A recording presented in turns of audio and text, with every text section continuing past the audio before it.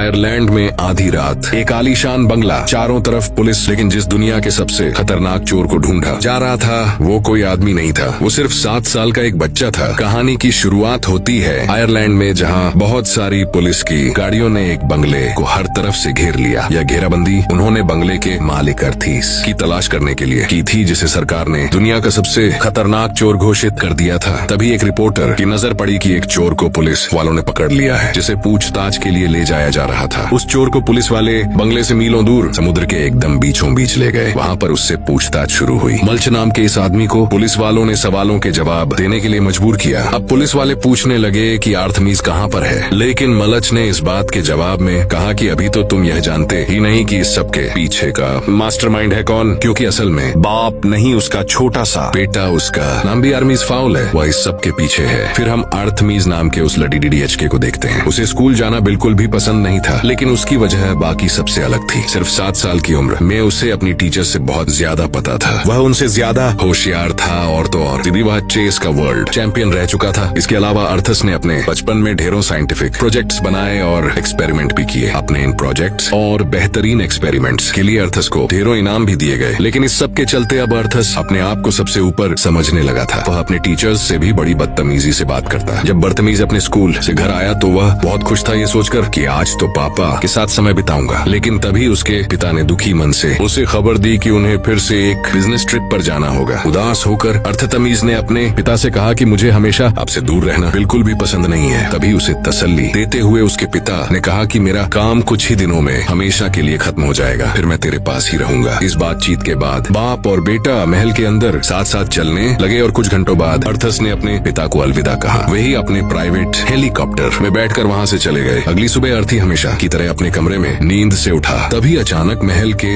अंदर उसे किसी के जोर से चीखने की आवाज सुनाई दी। अर्थमीज जल्दी से यह देखने गया कि आखिर ये आवाज है किसकी। तभी अर्थमीज की नजर डोमोव पर पड़ी, जो कि फाउल परिवार का एक बॉडीगार्ड है। उसके पिता ने डोमोव को उसकी रक्षा के लिए वहाँ पर छोड़ा था। डोमोवॉय परेशान सा होकर किसी से फोन पर बात कर रहा था। इस सब के बावजूद अर्थतमीज ब्रेकफास्ट करने के लिए हॉल में चला गया। अचानक उसने टीवी पर एक खबर देखी जिसमें बताया जा रहा था कि अर्थतमीज फाउल कोई बिजनेसमैन नहीं है, बल्कि सरकार ने उसे दुनिया का सबसे बड़ा चोर घोषित कर दिया है। पुलिस का मानना है कि यह आदमी मशहूर म्यूजियम से चोरियां करता है और उसने इंसानी इतिहास की सबसे कीमती चीजें चुरा रखी है। और बात यह फैल रही थी कि अर्थमीज का कहीं भी कोई ठिकाना नहीं मिल रहा। पुलिस को उसकी लग्जरी यार्ड भी समुद्र के बीच लावारिस हालत में मिली। इस वजह से पूरी घटना और भी ज्यादा पेचीदा बन गई। ये सारी खबरें सुनकर लड़का बेचैन होने लगा। वह अपने पिता के पीछे जाना चाहता था, लेकिन डोमोबॉय ने उसे पकड़ा। उसने कहा कि मैंने पहले ही अपने लोगों को उनके पीछे भेज दिया है। उसी पल महल के फोन में घंटी बजने लगी और बॉडीगार्ड के रोकने से पहले ही अर्थस ने दौड़कर फोन उठा लिया। फोन उठाते ही एक रहस्यमयी आदमी की आवाज सुनाई दी। उसने कहा कि मैंने तुम्हारे पिता को बंदी बना रखा है और इसे मैं तभी छोड़ूंगा जब मुझे मेरा अकुलो वापस मिल जाएगा। इस पर अर्थमीज ने पूछा कि दे तो देंगे, लेकिन ये तो बताओ अकुलो है क्या। लेकिन उस आदमी ने कहा कि मैंने सुना है तुम्हारा दिमाग बहुत तेज है, तो एक काम करो, खुद ही पता लगा लो। कॉल के बाद अर्थतमीज ने डोमोबॉय से पूछा कि अकुलो क्या होता है। यह सुनते ही डोमोबॉय ने उसे अपने साथ चलने को कहा। महल के एक हिस्से में बॉडीगार्ड ने गुप्त रास्ते को एक्टिवेट किया, जो कि उन्हें सीधा बेसमेंट तक ले गया। डोमोबॉय ने अर्थमीज को बताया कि यही तुम्हारे पिता का छुपा हुआ ठिकाना है। यहाँ परिवार की सभी पीढ़ियों के काम को संभाल कर रखा गया है। डोमोबॉय ने उसे समझाया कि कमरे में मौजूद हर चीज किसी वजह से हासिल की गई है, लेकिन इतने सालों में तुम्हारे पिता के साथ काम करते हुए भी मैंने अकुलों के बारे में कुछ नहीं सुना। इसके बाद अर्थी सोच में पड़ गया कि उसके पिता ने कोई तो सुराग छोड़ा होगा। अचानक उसे याद आया कि सोने से पहले उसके पिता उसे एक पोएम सुनाते हैं। पोएम का इस्तेमाल करते हुए वह ड्रॉर्स को चेक करने लगा। इस तरह अर्थीस को एक डायरी मिली। डायरी को पढ़ते हुए उसे आखिरी पन्ने पर कुछ लिखा हुआ मिला। उसके पिता ने उस शख्स के बारे में लिखा था जिसे अकुलों की चोरी के बारे में पूरी जानकारी है। उसी पल अर्थस को याद आया कि उसके पिता उसे हमेशा से एल्फ्स और जादुई लोगों की कहानियां सुनाया करते थे। अपने पिता की डायरी पढ़कर उसे यकीन हो गया कि यह सभी जीव असल जिंदगी में मौजूद हैं। इंसानों की पहुंच से काफी दूर है। जादुई जीव रेफ्यूजी सिटी नाम की जगह पर अपनी जिंदगी जीते हैं, जो एल्फ्स का घर है। अब एल्फ्स की दुनिया में हम कैप्टन हॉली को देखते हैं, जो एक मीटिंग के लिए जा रही थी। तभी उसने देखा कि अकुलों की तलाश से जुड़ी हुई खबरें लगातार जनता को बताई जा रही है, जिससे लोगों को यह पता चल जाएगा कि ये चीज जादुई दुनिया के लिए कितनी जरूरी है। थोड़ी देर बाद हॉली मल्च से मिली। मलच ने अपनी सजा से छुटकारा पाने के लिए हॉली से मदद मांगी। उसे चोरी के इल्जाम में अंदर किया जा रहा था। उसने कहा कि हम दोनों मिलकर क्या गजब की टीम बनाएंगे। मेरी चोरी करने की कला और तुम्हारे जादू को एक साथ जोड़कर हम क्या कुछ नहीं कर सकते। सकते। लेकिन हॉली ने मल्च की बातों को अनसुना कर दिया और बिना ज्यादा ध्यान दिए वहाँ से चली गई। लेकिन इतनी सी देर में मल ने उसका कुछ चुरा लिया। कुछ ही समय में रेफ्यूजी सिटी की एक काल कोठरी से ब्रायन नाम के एक कैदी को उसी फ्लिन ने आजाद कर दिया जिसने अर्थीज के पिता को पकड़ रखा है। उसने ब्रायन से कहा कि आज से तुम मेरे सारे ऑनर्डर्स मानोगे। हैरान होकर ब्रायन ने पूछा कि ये सब क्यों कर रहे हो तुम, जिसके जवाब में उसने बताया कि मुझे एक ऐसे आदमी की जरूरत है जो एल्फ्स की फौज के अंदर घुसपैठ कर सके ताकि मैं जल्द से जल्द अकुलों को वापस हासिल कर सकूं। इसी दौरान पॉली अपनी मीटिंग में पहुंची जहां कमांडर रूड ने अपने सैनिकों से कहा कि जब तक अकुलो मिल नहीं जाता सब अपनी ड्यूटी पर बने रहेंगे, क्योंकि हमारे लिए इससे ज्यादा जरूरी और कुछ भी नहीं है। लेडी कमांडर ने सबको यह भी ऑनर्डर्स दिए कि किसी भी हाल में हमारी पहचान इंसानों को नहीं पता लगनी चाहिए। अगर किसी ने भी यह नियम तोड़ा तो उसे सख्त सजा दी जाएगी। मीटिंग के आखिर में होली जल्दी से अपनी बॉस से बात करने के लिए आगे बढ़ी। उसने कहा कि मेरे पिता के ठिकाने के बारे में नए सुराग मिले हैं, लेकिन लेडी कमांडर ने कहा कि अभी उस सब का टाइम नहीं है, सिर्फ अकूलों को ढूंढो। उधर इंसानी दुनिया में डोमो बॉय ने अपनी भतीजी जूलियट से मदद मांगने का फैसला किया, क्योंकि उसकी उम्र छोटी होने के बावजूद वह लोगों को ढूंढने में बहुत माहिर थी। जब अर्थस अपने पिता के पैनल पर जानकारी हासिल करने की कोशिश कर रहा था, तभी जूलियट उससे बात करने आई। उसने कहा कि तुम्हें थोड़ा आराम कर लेना चाहिए, लेकिन अर्थमीज ने इस सब से मना कर दिया। उसने कहा कि तुम्हारी जरूरत नहीं है, मुझे पहले ही पता चल चुका है अपने पिता को कैसे ढूंढना है। अपने पिता को ढूंढने के लिए उसे एल्व्स की मदद लेनी होगी, लेकिन यह काम आसान नहीं होगा, क्योंकि न सिर्फ उनकी दुनिया छुपी हुई है बल्कि वह एक इंसान की मदद करना भी नहीं चाहेंगे। और इधर अपने कंट्रोल रूम में लीडर को कमांडर रूट के आने का सिग्नल मिला। उसके 2 मिनट बाद ही वह हॉली के साथ वहां पहुंच गई। बिना वक्त गवाए उसने बताया कि एक कैदी जमीन की सतह पर से होते हुए भाग निकला, और क्योंकि हमारे सारे फौजी अकूलों को वापस लाने के मिशन पर लगे हुए हैं, कमांडर ने फैसला किया कि इस मिशन की जिम्मेदारी हॉली को दी जाएगी। इस बात से खुश होकर जवान लड़की कैदी को ढूंढने निकल पड़ी। कंट्रोल रूम से कमांडर रूट ने हॉली को मिशन की पूरी जानकारी दी। हॉली उड़ते हुए एक छोटे से यूरोपियन शहर की तरफ चली गई। यहाँ के लोग एक बहुत बड़े राक्षस की वजह से बहुत परेशान थे, जो असल में जादुई दुनिया से भागा हुआ वो कैदी निकला। जब होली ने राक्षस को एक लड़की को पकड़े हुए देखा तो उसके सर पर हमला कर दिया, जिससे उस राक्षस ने अपने शिकार को दूर फेंक दिया। लेकिन होली ने जैसे तैसे उसे गिरने से बचाया। बच्ची को उस जीव से दूर ले जाने के बाद फौजियों ने एक जादू का इस्तेमाल किया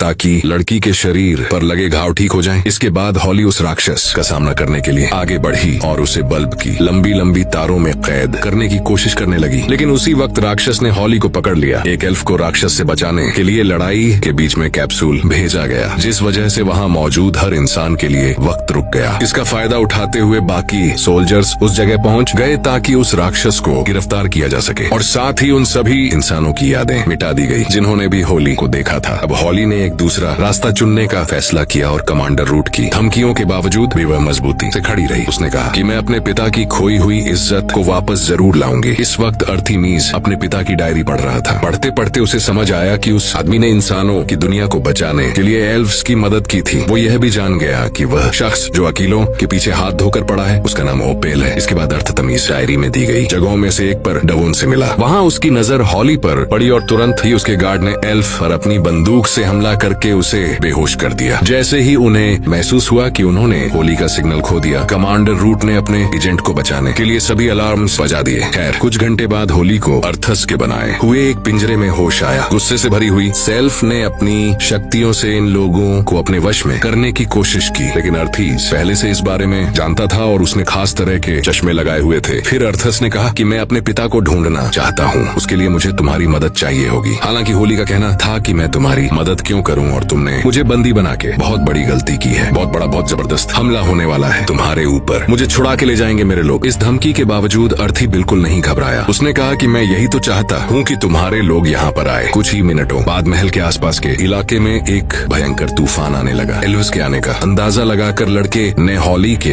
हथियारों को अपने पास रख लिया। वहीं डोमो बॉय ने भी हॉली की कॉस्ट्यूम से एक हथियार निकाल लिया था। ठीक उसी वक्त समय को फिर से रोक दिया गया और एल्फ्स की सेना ने महल पर हमला कर दिया। सबने अपनी अपनी पोजीशन ले ली। कमांडर रूट भी अपना लड़ने वाला सूट पहनकर आई थी। जब टीम हॉली की तलाश कर रही थी तब अर्थीज ने अपना खास सूट पहनने का फैसला किया। अब अर्थ्स और डोमो बॉय लड़ने के लिए पूरी तरह तैयार थे। उन्हें देखते ही एल्फ्स की फौज उन पर टूट पड़ी, लेकिन उन्हें हराना बिल्कुल भी आसान नहीं था और उल्टा अर्थीज अपने दोस्त के साथ मिलकर हर एक जादुई जीव को हराने लगा। थोड़ी देर बाद अर्थस ने एक फौजी का हेलमेट उठाया और उसने कमांडर से कहा कि अगर होली को जिंदा देखना चाहते हो तो अंदर आओ बात करने। कोई और रास्ता ना देखकर रूट अर्थतमीज से बात करने के लिए महल के अंदर दाखिल हुई। अंदर आकर रूट ने सीधे तौर पर कहा कि हमारी फौज बहुत बड़ी है, कब तक लड़ लोगे? अगर तुम नहीं माने तो इस बार हमला पूरी ताकत से होगा। इस चेतावनी के बावजूद लड़का बिल्कुल नहीं डरा। उसने कहा कि अगर दोबारा हमला हुआ तो मैं दुनिया के सामने एल्व्स के होने का राज खोल दूंगा। इसके बाद अर्थतमीज ने साफ तौर पर कहा कि मैं हॉली को तभी छोड़ूंगा अगर तुम अकूलों को मेरे हवाले कर दो। लेकिन रूट कहती है कि ऐसा कभी नहीं होगा। जिसके बाद लड़के ने एल्व्स को अपना फैसला बदलने के लिए 15 मिनट का वक्त दिया। अब पानी सर से ऊपर जा चुका था तो कमांडर ने एक खास आर्डर दिया, जिसके बाद जेल से मल्च को आजाद कर दिया गया और उसे वहाँ से सीधा जंग के मैदान में भेज दिया गया। इस दौरान अर्थतमीज ने हॉली को पूरी बात समझाई। अर्थतमीज के पिता के बारे में सुनकर हॉली को बहुत बुरा लगा, क्योंकि उसके पिता का नाम भी इसी तरह किसी ने बदनाम किया था और अब हॉली अकुलो की इस गुत्थी को समझाने में उसकी मदद करना चाहती थी। इसीलिए अर्थतमीज ने भी अपनी तरफ से भरोसा दिखाते हुए चश्मा उतार दिया। अब अर्थतमीज कहने लगा कि मेरे पिता की डायरी के अंदर अकुलो की रक्षा करने वाले गार्ड का नाम बीचवुड लिखा हुआ है। ये सुनकर होली ने कहा कि यह तो मेरे पिता का नाम है। वह जानते थे कि अकुलो कितना ज्यादा खतरनाक है, इसीलिए उन्होंने हमेशा के लिए इसे छुपा देने का फैसला किया। जिसके बाद सभी उसके पिता को एक गद्दार कहकर बुलाने लगे। यह सुनकर अर्थतमीज एक गहरी सोच में डूब गया। तभी जूलियट की नजर एक नए एयरक्राफ्ट पर पड़ी और उसने तुरंत इसकी खबर अर्थस को दी।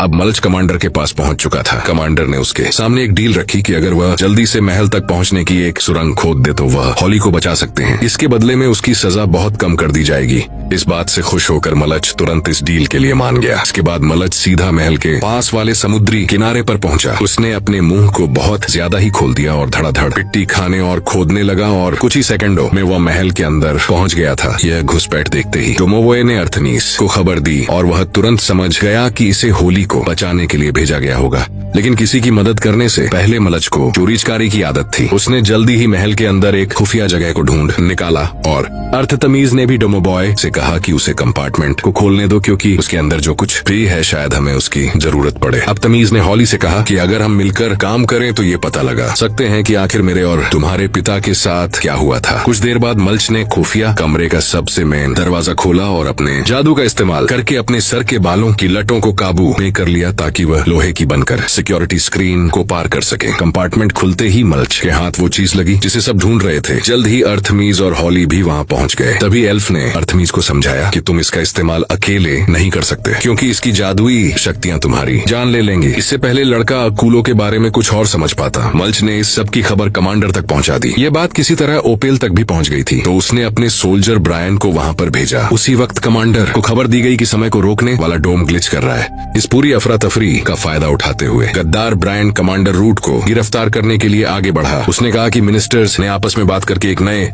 लीडर को चुना है, वह हूँ मैं। गुस्से से लाल हुई कमांडर ने अपने आसपास के सभी गार्ड्स को बेहोश कर दिया। तभी ब्रायन बोल पड़ा कि इतने आसान से मिशन को आपने इतना मुश्किल बना दिया, हमें एक नई तरकीब को अपनाना होगा। तभी अचानक आसमान में एक बहुत बड़ा एल्वन एयरक्राफ्ट दिखाई दिया और ब्रायन ने बताया कि वह एक खतरनाक राक्षस को महल पर हमला करने के लिए लाया है।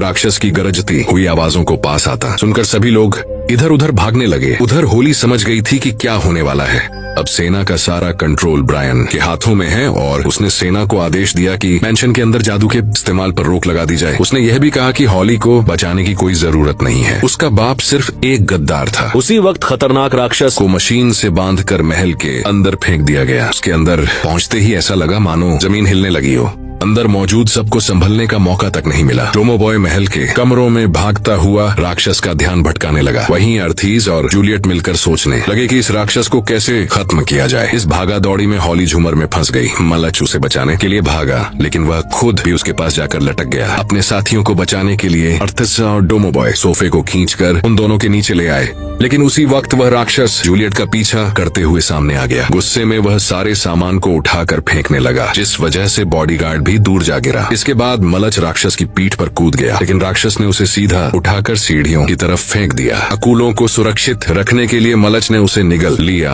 और चिल्लाकर अपने साथियों को कहने लगा कि दूसरी मंजिल की बालकनी की तरफ जाओ। जूलियट ने तुरंत हॉल के उस पार दौड़ने की कोशिश की, लेकिन राक्षस ने उसे रोक दिया। लेकिन तभी हॉली ने उसकी मदद करते हुए उसे बचा लिया और जूलियट किसी तरह अर्थतमीज तमीज के साथ एक कमरे तक पहुंच पाई। अब अर्थ तमीज ने उस दानव पर गोली चलाई और इससे पहले कि वह राक्षस अर्थ तमीज और जूलियट पर हमला करे, डोमो बॉय सामने आ गया और उसने एक बड़े से सांड के सर का इस्तेमाल करते हुए राक्षस पर हमला कर दिया। लेकिन राक्षस बहुत ज्यादा ताकतवर था, उसने बड़ी ही आसानी से डोमो बॉय को गिरा दिया। जब होली ने देखा कि राक्षस ने अर्थ तमीज को पकड़ लिया है तो उसने झूमर से कमरे की खिड़की को तोड़ दिया। इसके तुरंत बाद अर्थ तमीज ने राक्षस के चंगुल से निकलने के लिए खिड़की से छलांग लगा दी। वहीं जूलियट और डोमो बॉय ने भी ऐसा ही किया, लेकिन डोमो बॉय गलती से नीचे फर्श पर गिर गया जबकि लड़की लटकी रह गई। अर्थीस की मदद से हॉली ने अपने आप को आजाद किया और जैसे ही राक्षस झूमर की तरफ कूदा वैसे ही दोनों उस पर साथ मिलकर हमला करने के लिए अलग अलग हो गए। फायरिंग के दौरान अर्थस ने अपना जादुई हथियार गलती से फर्श पर गिरा दिया और वह जल्दी से उसे उठाने के लिए दौड़ा, लेकिन उसी पल झूमर धीरे धीरे टूटने लगा। सोचकर कि कहीं अर्थीस को कुछ न हो जाए, डोमो बॉय उसे बचाने के लिए कूद पड़ा। उसने अर्थ तमीज को तो हटा दिया, लेकिन वो राक्षस उसके शरीर पर गिर पड़ा था। घबराहट में अब सभी लोग डोमोवोई को बचाने का रास्ता ढूंढने की कोशिश करने लगे। उधर बाहर समय को रोकने वाला डोम अब बिखरने लगा था, जिस वजह से एल्वन सेना को बहुत नुकसान हो रहा था। डोमो बॉय को राक्षस के शरीर के नीचे से निकालने के बाद अर्थ तमीज ने हॉली से कहा कि प्लीज मेरे दोस्त को बचा लो, लेकिन हॉली ने बड़े अफसोस के साथ कहा कि जादू यहाँ पर बंद है, मैं चाहकर भी कुछ नहीं कर सकती। लेकिन डोमो बॉय ने कहा कि सब कुछ ठीक है, मेरी चिंता मत करना। बाहर एल्प्स की सेना के कैप्टन ने कहा कि जिन लोगों को मरना था वह मर चुके होंगे, बहुत देर हो चुकी है राक्षस को अंदर गए हुए, तो अब हॉली का जादू उसे वापस दे दो क्योंकि उसके हिसाब से खतरा टल चुका है। जैसे ही होली को महसूस हुआ कि उसका जादू वापस आ गया है तो उसने एक पल भी बर्बाद नहीं किया और डोमो बॉय को अपने जादू से दोबारा ठीक कर दिया। उसी वक्त एल्वन सेना पीछे हटने लगी क्योंकि डोम पूरी तरह टूट चुका था और इधर सभी लोग महल की बालकनी में आ गए। मगर जैसे ही उन्हें खतरे का एहसास हुआ तो अर्थस, जूलियट एंड डोमो बॉय महल के अंदर की तरफ भागे, जबकि हॉली और मलच बाहर की तरफ चले गए हवा में फंसे हुए एक मछुआरे को बचाने के बाद। जब हॉली ने वहाँ से निकलने की कोशिश की तो वह पानी के बवंडर में फंस गई। वहीं दूसरी तरफ मलच सुरंग बनाकर जमीन के नीचे घुस गया ताकि वह खुद को बचा सके। बाहर होली बिना किसी नुकसान के किसी तरह बवंडर से बाहर निकली। उसी वक्त समय को रोकने वाला वो डिवाइस पूरी तरह खराब हो गया, जिस वजह से आसमान में एक जबरदस्त धमाका हुआ और रेफ्यूजी सिटी से कमांडर ने हॉली को तुरंत वापस आने का आर्डर दिया। लेकिन हॉली ने वापस आने से साफ मना कर दिया और महल के अंदर अर्थ तमीज के पास चली गई। उसने ठान लिया था कि अपने पिता का नाम साफ किए बिना वापस नहीं जाएगी। अब उन लोगों के पास अकूलो है, इसीलिए सब मिलकर लाइब्रेरी में इकट्ठा हुए और हॉली अकूलो की शक्तियों का इस्तेमाल करके अर्थस के पिता को बचाने की कोशिश में लग गई। तभी ओपेल ने अर्थमीज से कहा कि तुम अपने मिशन में नाकामयाब रहे, मेरे पास अब तक अकूलो पहुंचा नहीं है, इसीलिए मैं तुम्हारे पिता को हमेशा के लिए खत्म कर दूंगी। उधर होली पूरी कोशिश कर रही थी कि अर्थमीज के पिता को यहाँ पर ले आए, लेकिन उससे पहले ही ओपेल ने जबरदस्त हमला करके अर्थस के पिता को मार दिया, यह सोचकर कि अकूलो उसके पिता को वापस नहीं ला पाया।